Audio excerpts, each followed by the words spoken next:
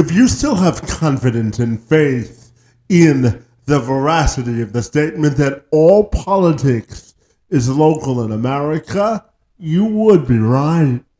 According to Gallup's annual update on trust in government and faith in local actors, it reveals that 67% of all Americans have their highest level of confidence in their local government as compared to only 32%, less than a third, in their federal counterparts. Between the two extremes, the majorities expressed their more faith in their state and the direction that they're going. Lack of identity and of interest in serving the people on the federal level, and the executive branch continues to worry most Americans. My friend Michael Butler knows all about the inner workings of local government. He's the recorder of deeds for the city of St. Louis. Since taking office in 2019, he's been recognized for how he has reformed government to make it more efficient. Thanks to his business-minded approach he takes to his job. Before assuming his current role, he represented the city of St. Louis in the Missouri House of Representatives, where he also served as the Minority Caucus Chair and led the Missouri Democratic Party as chair from 2020 to 2023. In addition to his public service, Butler also brings firsthand experience as a former small business owner. He has a distinct passion for making local government work better for all residents. His educational background stems from his degrees from Alabama A&M University and the University of Missouri. He joined me this week to have a wide-ranging discussion on everything politics in the local, state, and national level, and Butler also provides his distinct perspective on the future of democratic politics and the future of democracy itself in America today. This is a conversation if you're a political savvy person that you can't afford to miss. Luckily for all of us, my conversation with Butler starts right now. I'm Kevin McShann. Let's have this conversation.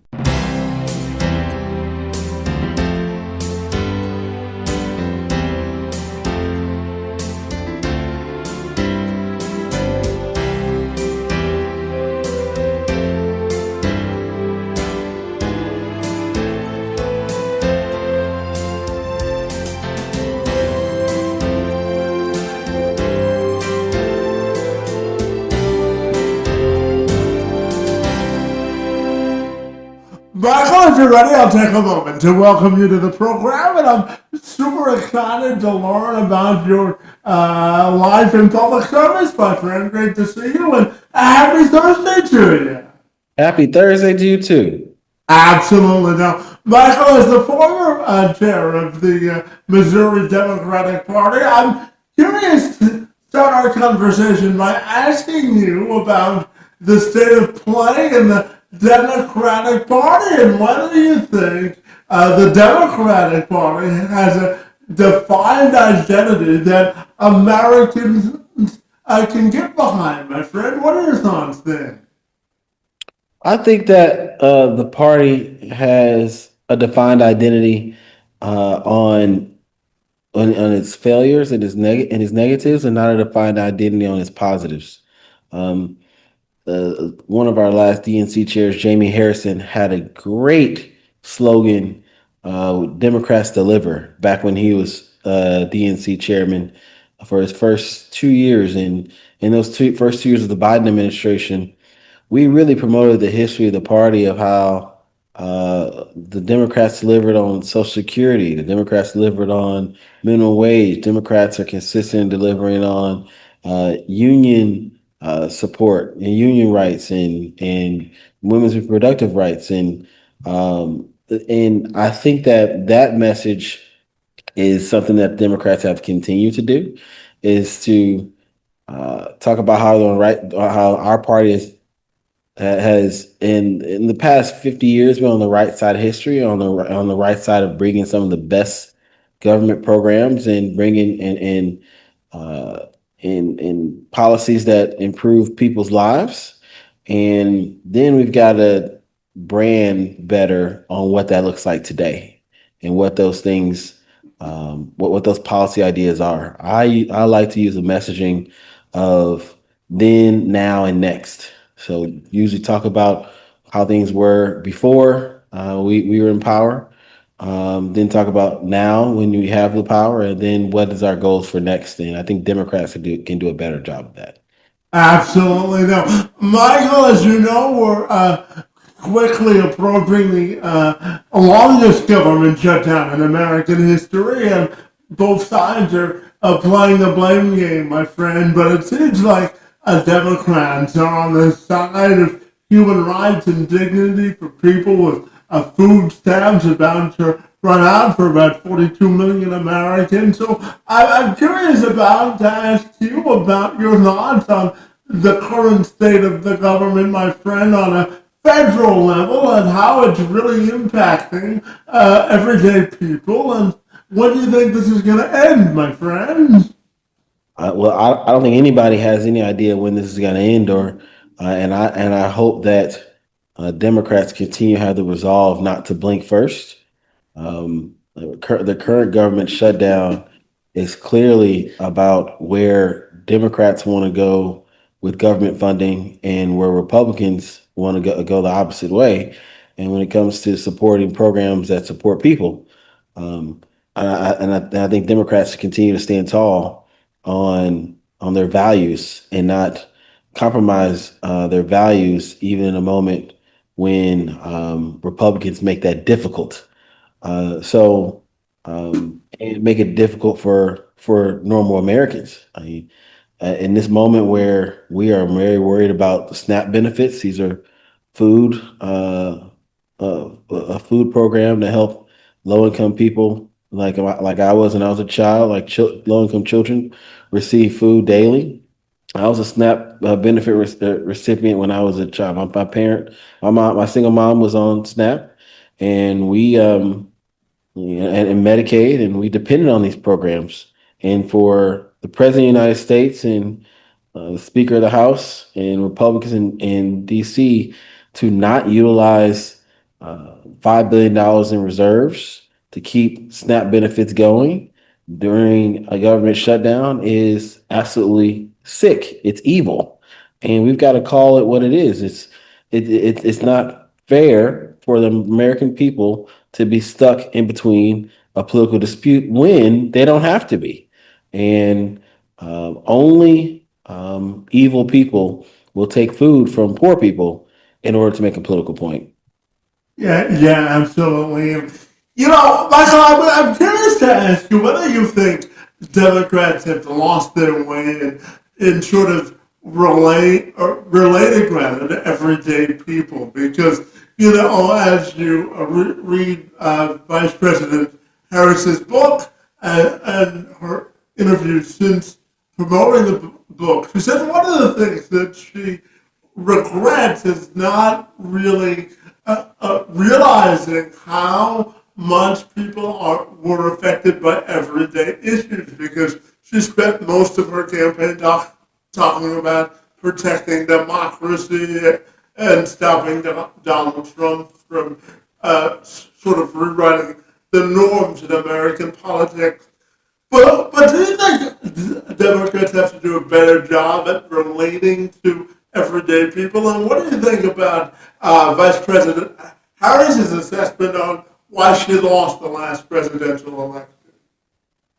I think Democrats lost their way with regular Americans. when they cared more about what the shrinking middle thought rather than what the general populace thought.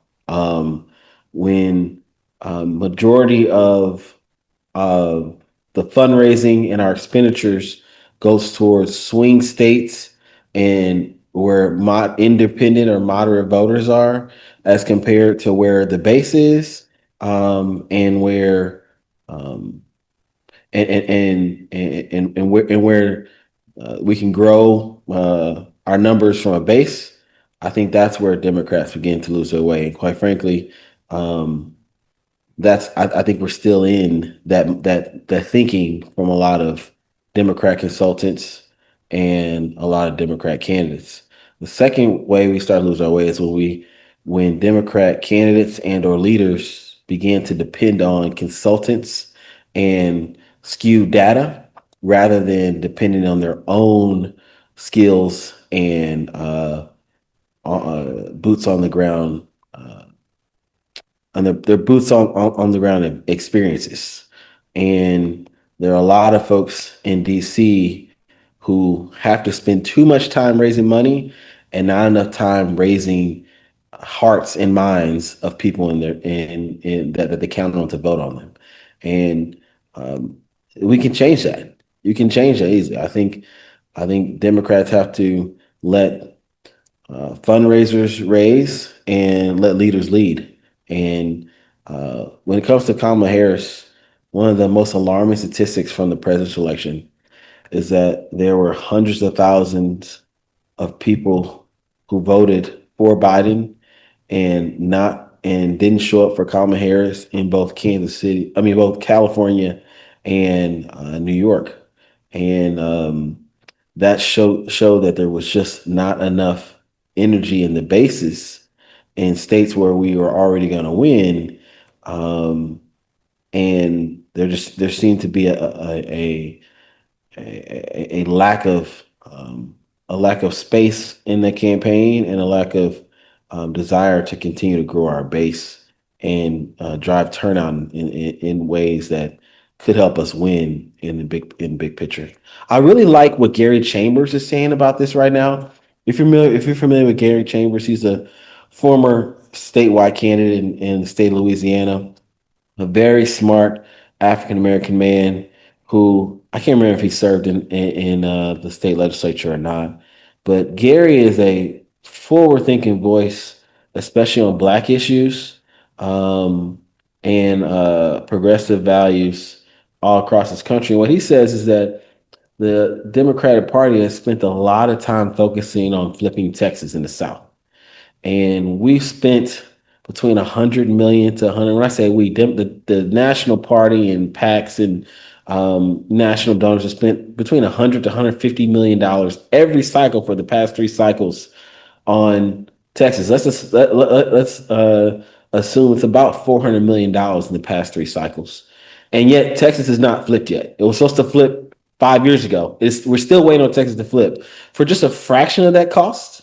For a tenth of that, we could be playing very well and have flipped either Louisiana, Alabama, or Mississippi, which are states that are much smaller, has much smaller populations, and have larger percentage of Black populations. That if we focused on turnout rather than moderate independent voters, we could do very well in flipping a state like Louisiana.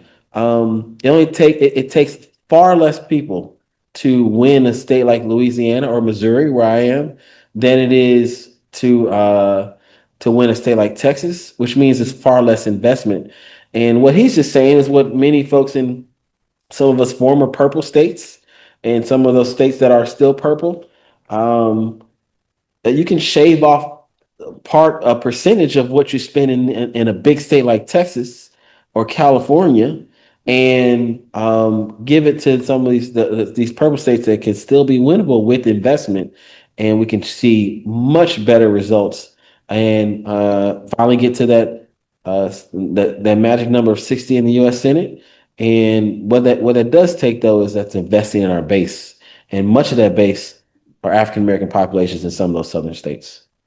Yeah, and Michael, I'm also curious to ask you about the midterms, which I'll do in a second, but I'm also wondering your thoughts on the current stance of House Speaker Mike Johnson, who has given the House Republicans a 5 week vacation up to this point.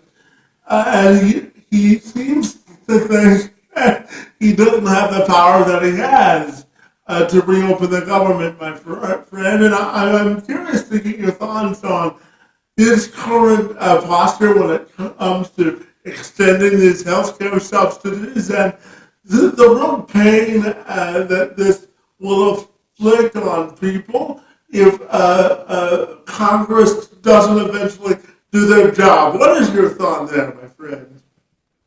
I missed the last part. Speaker Johnson, my thoughts on the Yeah, pain that people are yeah. feeling. Just your thoughts on how his current posture will afflict pain on people, like real everyday people, if the government stays closed much longer. What are your thoughts there? I think that is clear. The people are going to go hungry. Children are going to go to school without breakfast. Children are going to go home on the weekend without knowing their next meal is going to come. I've been one of those children. Mm-hmm. That's painful. Those are weeks, months that you never forget. It is trauma that breaks families and hurts the will of folks that want to continue on in their with the livelihood that they are forced to have. When it comes to homeland security and ICE raids, families are literally being torn apart. People are being arrested, and their family members they're not seeing them for weeks or sometimes ever again. That is trauma. That is painful.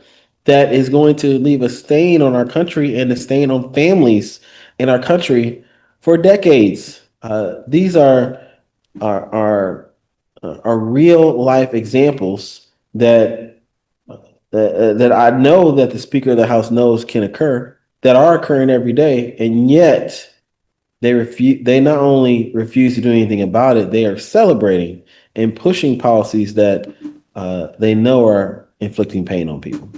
Yeah, absolutely. And, Michael, I'm curious to get your thoughts on the midterms, buddy. There's a lot at stake in 2026, and whether you believe that the Democrats can take back the House and possibly perform better in the Senate, and whether you think the Democrats can course correct their communication disconnect with the rest of America. What are your thoughts there, my friend?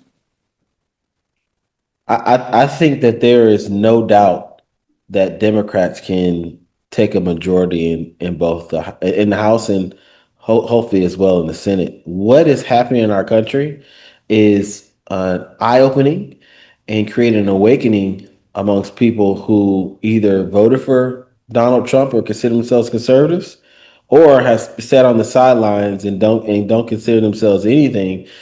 These are some of our base folks who have discovered that not being engaged has created a pre-Nazi type government, a fascist government in our country that we thought before was impossible. I think that an awakening is occurring, and the Democratic Party has to do some things to um, ensure that those feelings turn into votes. And I have no doubt that there's expertise at all levels to make that happen. Whether they'll get the support and the financial support that they need from the right people and the grassroots support they need from the right people, and that we can get along and quickly enough, and that we can get along long enough to make it happen is the challenge that leaders have, and I know there are enough good leaders around to meet that challenge. Yeah, absolutely. Now, Michael, for you personally, as I mentioned before, you were the former chair of the Missouri State Democratic Party, and you were the first African American and millennial to hold that role. And your current position as the St. Louis Recorder of Deeds, my friend. I'm curious, what have those experiences meant to you personally, and what do you think you've learned about leading people and maximizing their most potential out of the roles that you've held, my friend? What are your thoughts there? I've served in the private sector in both local government and state government in my hometown in St. Louis, Missouri, and all of those experiences, along with my family background and my amazing parents and my cousins and my friends, have shaped the experiences necessary to be focused on people first as a leader. And I have taken on uh, very important politicians, as well as taking on uh, some less important politicians who are Republicans, who have terrible values. And what I've learned is that the long arm of justice will always eventually strike right and be right, and it's all about timing. And right now, I think this is a great time to be on the right side of history as many of the policy positions that Democrats hold. And there are some very important fights that will shape not only our government but also uh, shape how voters feel, what the majority of voters feel in the next decade. And I am excited that my history in these local and state government positions and some in a national position at the DNC, that I'm able to be in the fight and be able to move our country in the right direction.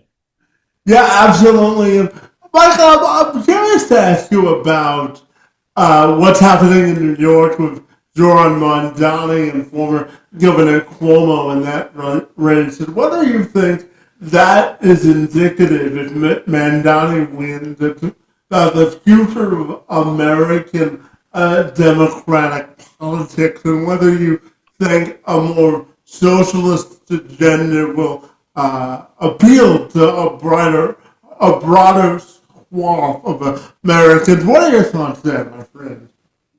I If I was a New Yorker, I'd be voting for Zoran Mamdani. If I was an elected official in New York, I would absolutely be endorsing Zoran Mamdani based on what I've seen from um, from afar from St. Louis.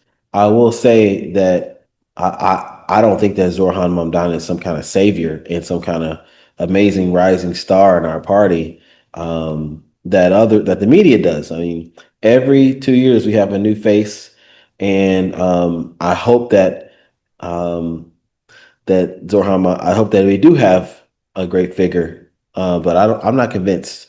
And I'll say this: I live in America as a black man, and as in a socioeconomic group that has typically gotten results from government last, and gets policy results from non-black leaders last. uh, we are, I think it remains to be seen what Zorhan can actually, or has the skills and can actually accomplish. Our state, we have a state motto in Missouri. It's called the Show Me State. And to make it simple, I think Zorhan will have to show me before I believe that he is the future of our party. I think that I like what I see. Like I said, if I was voting, I'd vote for him. But we've seen great New Yorkers like him in the past, like Alexandria Ocasio Cortez, who I am a big fan of. We've seen Chuck Schumer was an amazing progressive until now. The progressives don't think he is.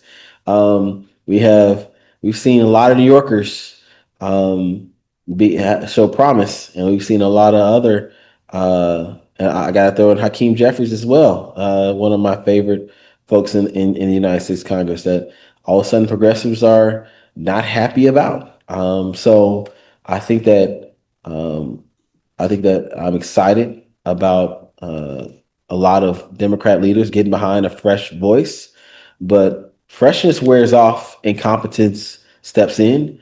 I am if Zoran were to win, which everybody believes he pretty much will. He's uh, looking that he's going to win. I'm hoping that um, folks like me can get some results in his city, and folks like me can be satisfied. Now, I will tell you a couple people who I think are more of a face. There's a governor in Illinois named J.B. Pritzker, who is an opposite profile of Zoran Mamdani, has similar aspirations and similar styles as Zoran Mamdani, but has gotten results for folks in my community, for Black people in Illinois, including supporting Black people for public office for a long time.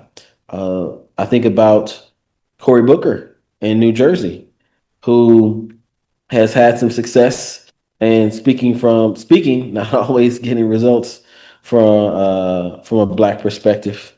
And if I could say one more that I think stands out is no, I couldn't. I couldn't. But I think there'll be. I do think that our presidential primary that everybody's going to be looking to in the next couple years is going to be full of fresh faces.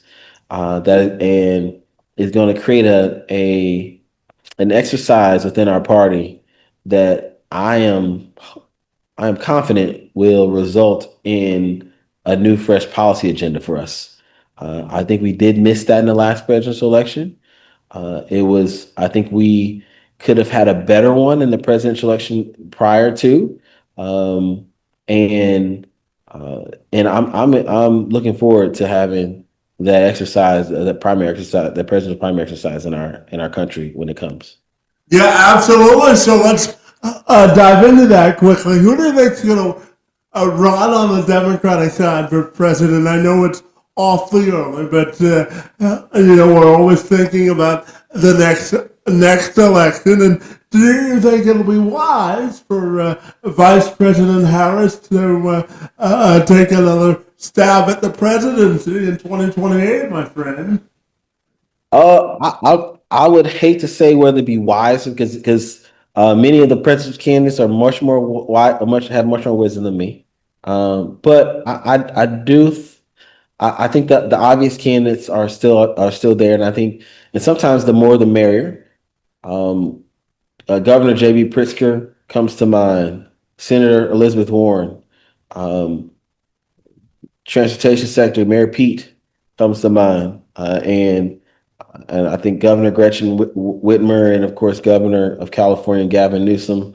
These are all very good candidates, highly funded candidates, good grassroots, great online, a lot of history and name recognition. But we got to remember our last our favorite president, our last big election where some energy was created that we thought would never happen. What came from a candidate that was not as popular, that didn't have high name recognition, and but had high skill and a big grassroots support. And that was Barack Obama.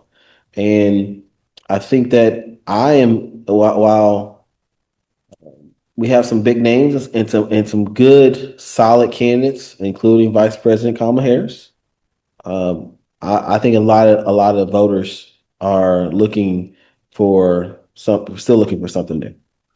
Yeah, and Michael, I'm curious if you think that American political culture can recover from the culture of division that we've seen from President Trump, and how much more do you think will have to be done once he does eventually leave office to repair America's standing in the world and our overall feeling about American political culture? What are your thoughts there? I mean, I'm curious what you think if we can recover.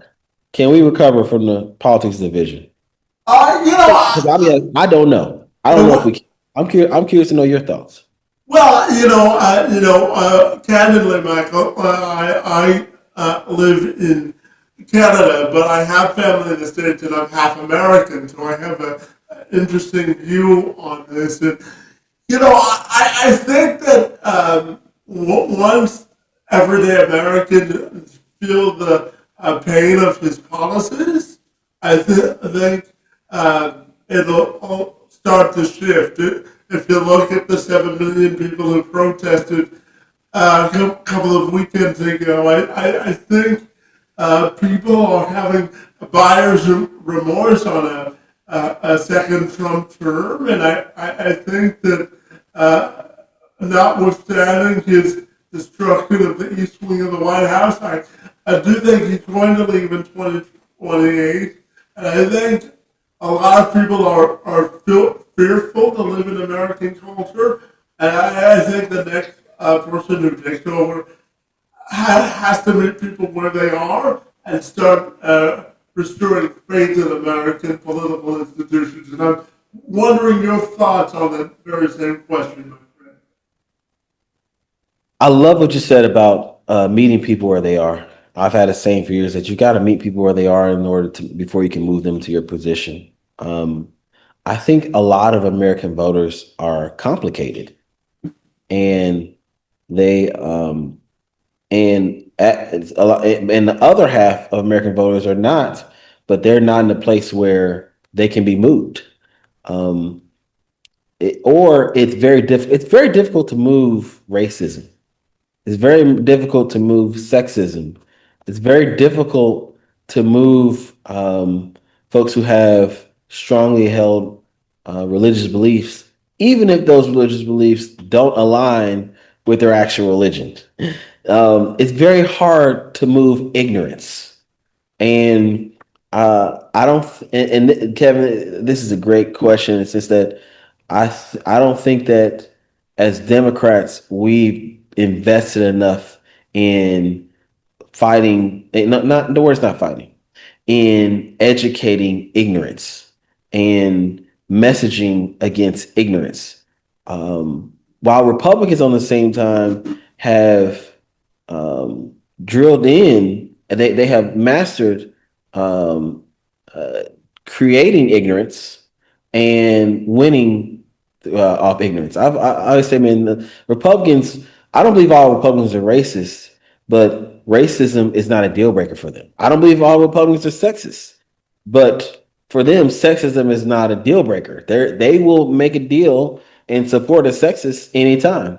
And that's those things are deal breakers for a lot of Democrats, and those are the right. That's the right way to be. So um, I think the politics division will continue as long as those who have skills to reduce the amount of ignorance in our politics are not uplifted or utilize those skills in order to improve our status as a whole. And um, that's a difficult thing to do. It's very difficult to do. And yeah, there's no easy answer to some of those isms and how to get past ignorance. Yeah, and Michael, I serve on the board of directors for Habitat for Humanity here in Windsor, and I recently spent some time in South Carolina because they were holding a diversity, equity, and inclusion conference for the affiliate and the affiliates around both Canada and the U.S. And it was a striking difference, my friend, to look at how much American culture, specifically Black American culture, depends on the work of nonprofits. And they were telling me at the conference they held that 40% of the funding that they used to build houses comes from the federal government. And so I was in York County, South Carolina, and 93% of that community is Black. And as you know, 10 million people in the last election on the Democratic side decided not to vote, and a third of the country voted for President Trump, and a third of the country voted for Vice President Harris. So this is a long way of asking you, how do you think we can get more Black people and young people vote invested in the voting process, and how can we inspire Black Americans to vote again, my friend? What are your thoughts there? I think showing up is number one when it comes to Black community programs or programming that's gonna improve Black voter turnout. So showing up is number one. Second is uh, supporting Black leaders that Black people have already selected, that they have selected to be their voice. So supporting that voices and not trying to go around those voices by creating their own Black leaders. Um, and three, I think educating. Sometimes even in our community, some Black leaders do have some ignorance as well. So training, educating our leaders, and bringing them in the fold, and put in a sense assisting and showcasing strong Black leaders who show a lot of promise is going to help us help Democrats in general and Black leaders as well become get better results. What Black voters want to see are material differences in their everyday lives. They want to see results, and they are tired of their Black leaders and white leaders and Republicans and Democrats talking politics with them and not walking politics with them, not getting the results that they need in order for to see material differences in their communities. Black voters are not seeing the results. They're hearing a lot and they're not seeing anything. They just want their leaders to show them something, and we got to show them something. Michael, who do you think is the current leader of the National Democratic Party? If you had to put a face to the party as we currently stand, who do you think is the current leader, my friend? The current leader of the National Party, you said? Yeah, who do you think is the national leader or perceived leader of the Democratic Party? That's a good question. Of course, the chairman of the National Democratic Party is Ken Martin, out of Minnesota, who was a former state party chair of Minnesota, but who is the leading voice for Democrats in this moment? Undoubtedly, Gavin Newsom. I think Gavin Newsom is the most popular voice for Democrats across the country in this moment. That could be different 2 months from now. I think Gavin Newsom is setting the standard and setting the tone for Democrats all across our country. Yeah, absolutely. And Michael, I don't have to tell you that all politics is local, my friend. So what do you think on the federal level that federal politicians can learn on the local level from local politicians? How do you think uh, or federal politics can become more local and serve more people? Yeah, there's an old saying in politics that all politics is local, but I like to add something that all money is national. So all money is federal, which so I think federal elected officials can learn from local elected officials that uh, they've got to be both more present in these times of need, in these huge times of fight, and when we're at under attack by our opponents in the federal government, that we've got to spend more time fighting at home than we do fighting in DC. The second thing I think that federal elected officials can learn from local is that you got to press the flesh. Local elected officials are very good at getting deep relationships with the thousands of people. Now, federal election officials represent more thousands, but spending more time to get deep relationships and having FaceTime and pressing the flesh with people instead of just donors and grass tops is something that I think federal elected officials can do.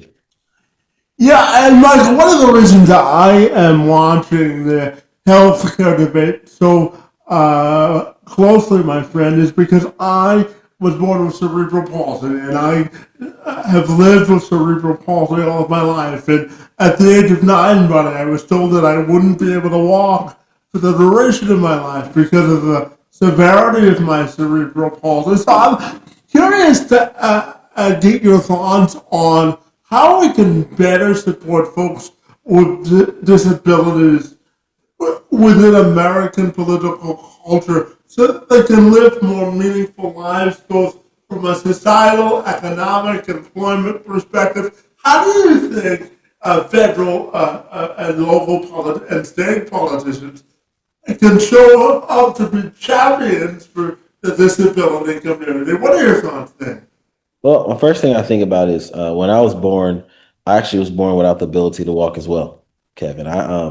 The bones in my right leg didn't form correctly at birth, and my twin brother was about 18 months. He was walking and running around, and I wasn't. And um, by the age of 2.5, I still wasn't walking. And my parents took me to the old Shriners Hospital here in St. Louis, and my mom signed me up for Medicaid, a government program, a federal funded government program, and I was able to get a brace on my leg that I wore till I was about age 5, and was able to.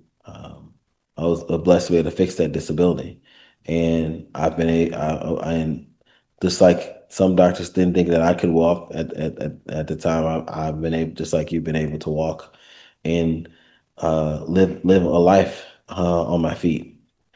It was a federal government program that allowed me to do that. My parents didn't have the money to get me the medical attention I needed as a child.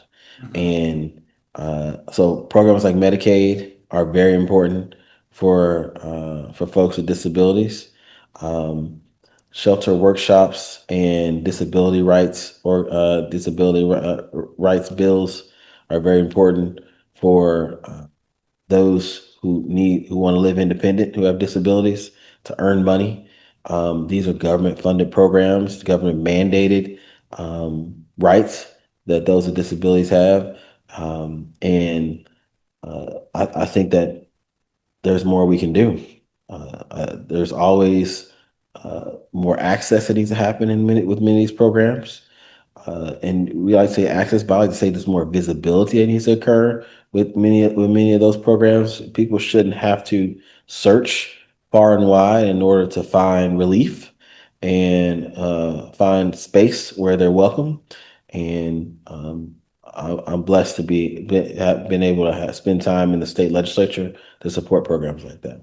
Yeah, absolutely. And Michael, I wanted to ask you about redistricting and how it'll affect the midterms because, as you know, this all started when Trump picked up the phone and called Governor Abbott and told him he needed 5 additional seats to keep control of the House of Representatives during this presidency and for the foreseeable future. And then, Gavin Newsom came up with Prop 50. So I'm curious about your thoughts on the Republican effort to sort of rewrite the map, so to speak, or redraw the maps, and how Democrats can push back on this effort, my friend.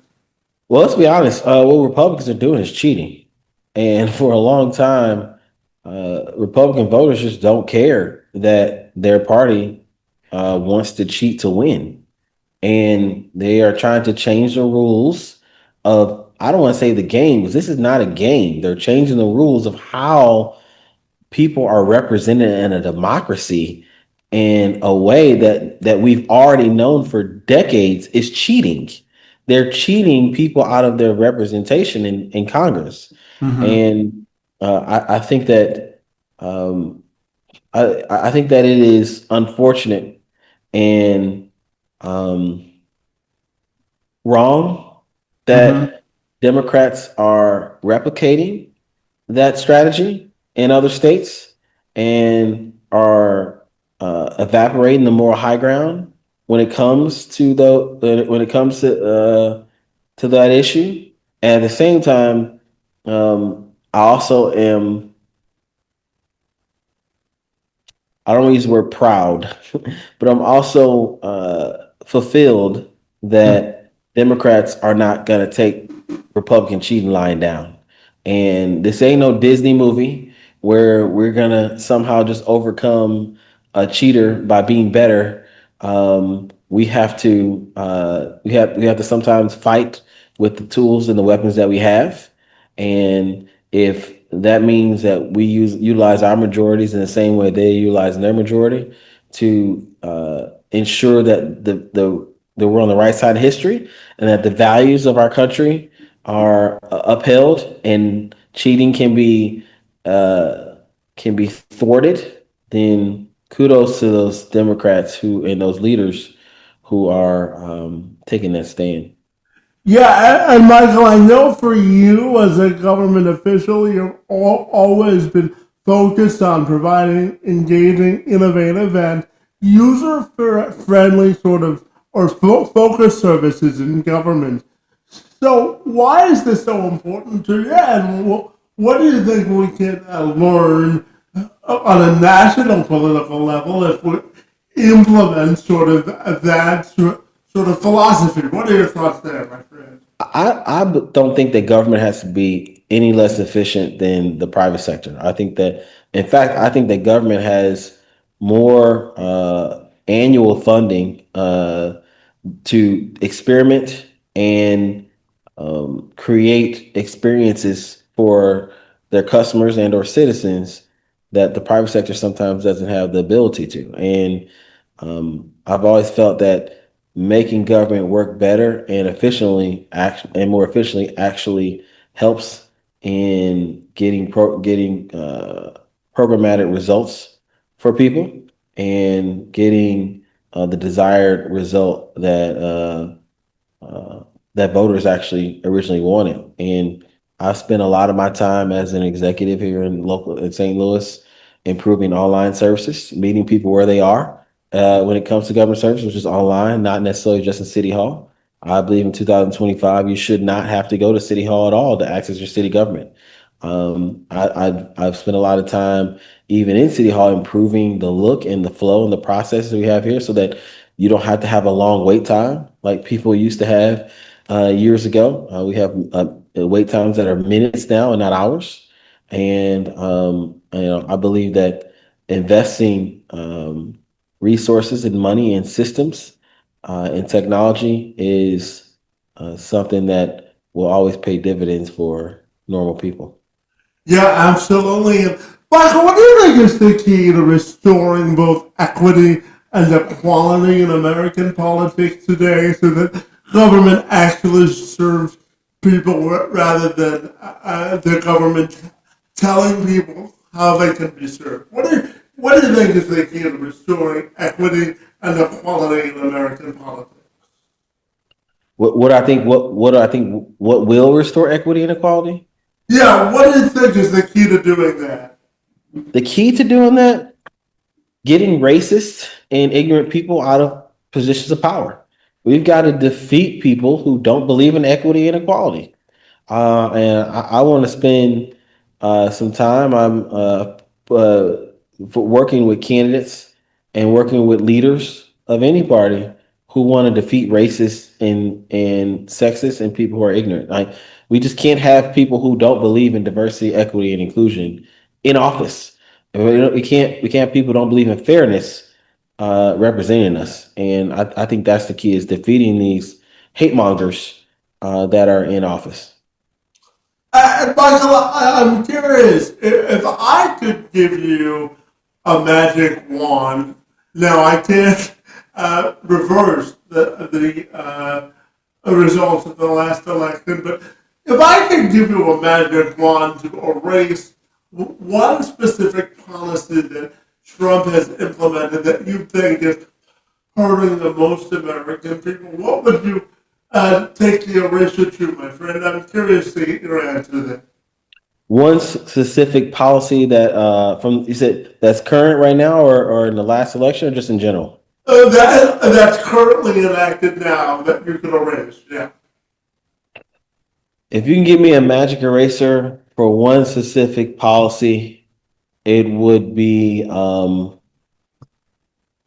of course and it's an eraser. I see. I'll actually write something into the Civil Rights Act. But if I can get an eraser and one specific policy that we need to remove, it'd probably be um, Probably Citizens United in a Supreme Court decision in our country that allowed for unlimited money that really unlimited money in elections for um, corporations and billionaires.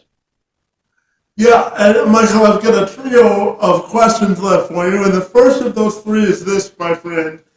If I made you the head of the communications department for the National Democratic Party, what would you focus on from a communications perspective that you think Democrats need to reconnect with the public about? What do you think should be their message going into 2026 and 2028, respectively? The first thing I would do is I would decentralize the Democratic Party, and I would be focused on on one major bucket, which is engaging local volunteers and activists. um, I would decentralize. I'd ensure that we're more focused on the county party um, than the state party, and then on up and on supporting the state party up to the DNC. I would decentralize, and when it comes to messaging, I would use the same thing I mentioned before, a then, now, next messaging platform to talk about where Democrats have been historically, where we are now, what we want to do in the moment now to help people, and then where we're going next. What are the big picture ideas that Democrats have to take this country to the next level and take and improve our society in ways that we couldn't imagine in the past. Um, and I think there are several buckets that of policy ideas that fall into those topics, and I would push those topics out locally, not in a national campaign, but be partnering with local leaders and volunteers, whether in order to push that message out. And Michael, I'm fascinated to ask you, what do you think will be President Trump's lasting legacy in terms of his impact on American political culture? How do you think we can recover from it, my friend? I think President Trump's lasting legacy will be that he won elections. Many politicians are just repeaters. There are two types of leaders in this world. They're innovators and they're repeaters. Most people who run for political office want to repeat what they saw the last person do in order to win.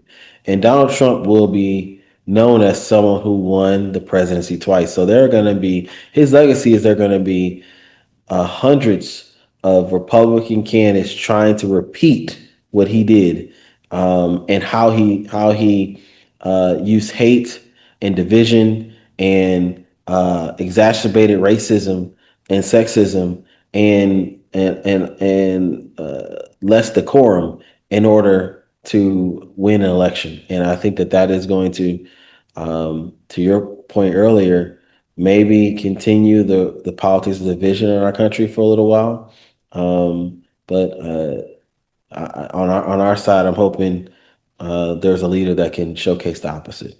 Yeah, absolutely. And my final question for you, Michael, is this. I'm curious to end on an optimistic note. So, what has you most hopeful about the future of democratic politics in America? And what's the one thing that you would caution Democrats on as they go into sort of trying to regain control in American politics about not overlooking as they go into the next election cycles? What are your thoughts there? I think the number one is I would caution Democrats on resist the urge to follow and to lead. Lead, don't follow. And what I mean by that is that a lot of times we like to follow Republicans, and when we lose in a moment, we say we need to do it the way they did it, and we end up becoming Republican light. Lead on issues that our followers want, and always the long game, always the long game. And in that moment, and that means that we may lose in a moment, but we know we can win over our hearts and minds and voters long term. And the long game results in bigger results. Yeah, absolutely. And Michael, finally, tell me about your legacy, my friend. I'm curious Curious to know how you want your own personal and professional legacy to be defined, my friend. I want people to remember me as someone who got material results done for people in my community, someone who stood strong on issues that were important to people and not important to those who were not in need. And I was just telling a friend of mine the other day, the truth is, I want to always be able to go home. I got to go to Thanksgiving every year. And my family, my cousins, my wife, my community, my city, I want them to be proud of the work that I've done for them. And I've got to see them every holiday season and every week as a local elected official. And I want to be able to continue to be welcome where I lay my head. Yeah, absolutely. And finally, Michael, tell me if people want to get connected with you, what's the best way they can do that? Oh, they can find me on social media. I'm a Facebook junkie more than any of them. So you can find me at Michael Butler on social media, or see the St. Louis Recorder of Deeds, Michael Butler, on Facebook or Twitter or TikTok. Mike Butler STL on Instagram and TikTok.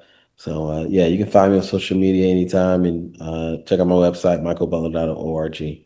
Fantastic. Well, Michael, we covered a lot of topics in a short amount of time, my friend, and I want to thank you for your insights, your work in political and public life, and for joining me this afternoon to engage in conversation. I want to thank you for being here, my friend. It's most appreciated. Thank you, my friend. Great conversation.